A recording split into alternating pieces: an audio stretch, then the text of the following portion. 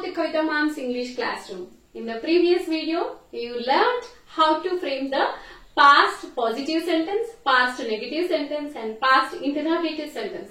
In this lesson, I am going to teach you how to frame the WH questions, WH sentences. Okay, yes, already you learned the interrogative question. Okay, how to frame the interrogative question.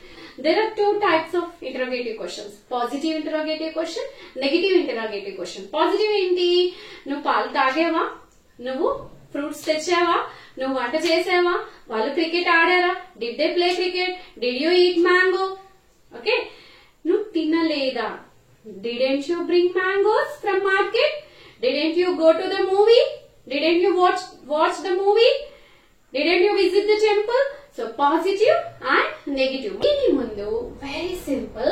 మీకు తెలుసు why, where, WH questions అన్ని తెలుసు కదా. W తోని H తోని start అయ్యే words where, when, why, whom, whose, how ఇవన్నీ కూడా WH వర్డ్స్. సో వీటిని మనం యాడ్ చేయడం ద్వారా WH క్వశ్చన్ తయారవుతుంది.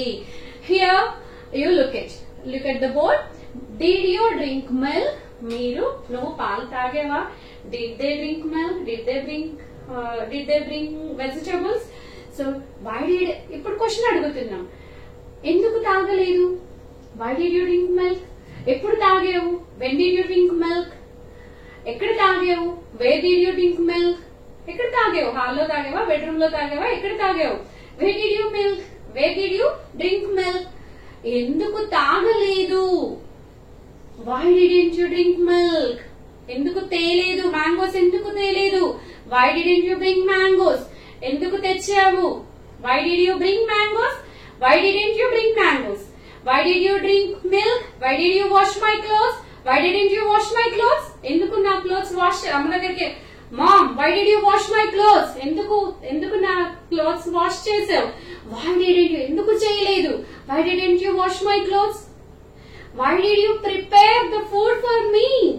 ఎందుకు ప్రిపేర్ చేసావు? ఎందుకు ప్రిపేర్ చేయలేదు? Why didn't you prepare food for me? So very simple.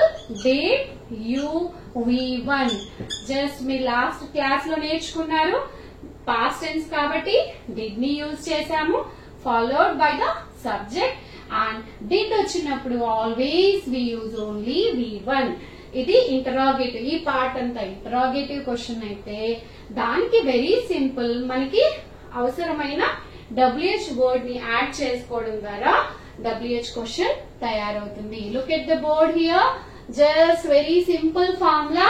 4 types of sentences ఉంటాయి.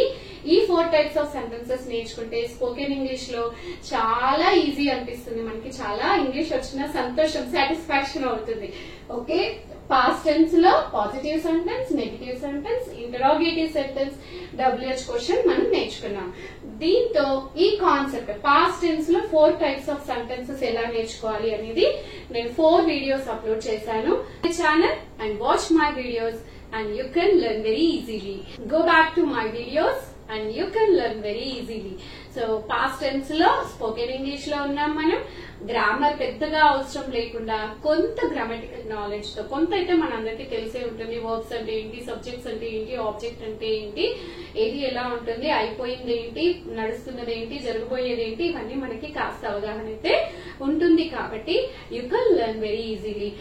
గ్రామర్ ని మొత్తం డీటెయిల్ గా నేర్చుకోవాలి అంటే చాలా it takes time.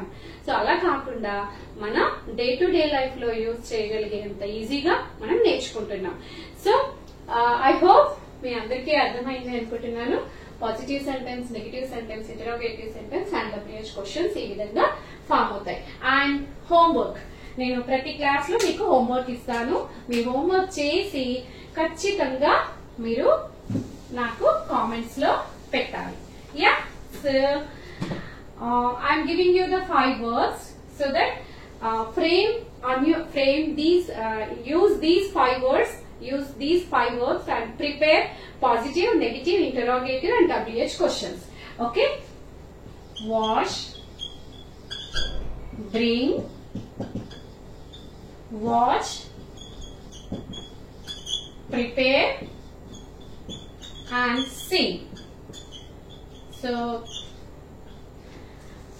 finish your homework with these 5 works. మీకు ఏ విధంగా అర్థమవుతుంది, ఫాలో అవుతున్నారా లేదా, ఫాస్ట్ గా ఉందా, స్లోగా ఉందా, ఎలా మీ ఫీడ్బ్యాక్ ని నాకు మీ కామెంట్స్ రూపంలో చెప్పాలి. And if you like this video, please share with your loved ones and subscribe my channel. Thank you.